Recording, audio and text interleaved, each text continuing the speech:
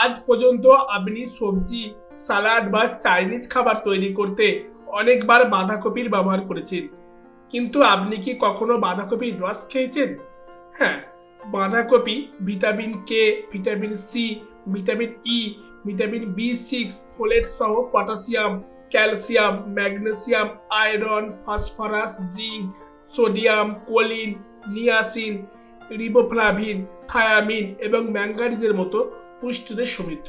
শুধু তাই নয়, এটি অ্যান্টি অক্সিডেন্টে ভরপুর, যা ওজন কমানো থেকে শুরু করে বিপি অর্থাৎ ব্লাড প্রেসার নিয়ন্ত্রণ এবং রোগ প্রতিরোধ ক্ষমতা বাড়াতে খুবই সহায়ক ভূমিকা নেয়।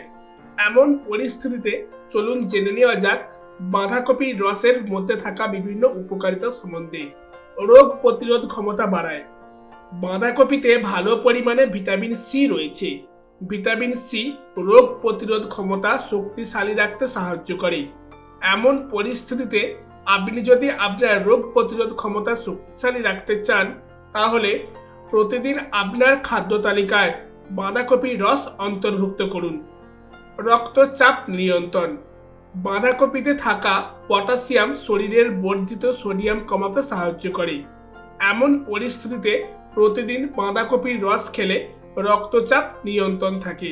ভিডিওটি শেষ করার আগে আপনাকে আমাদের পরিবারের সদস্য হওয়ার জন্য আমন্ত্রণ জানাচ্ছি। আপনি আমাদের চ্যানেলে নতুন হলে অবশ্যই সাবস্ক্রাইব অথবা ফলো করে আমন্ত্রণকে গ্রহণ করুন।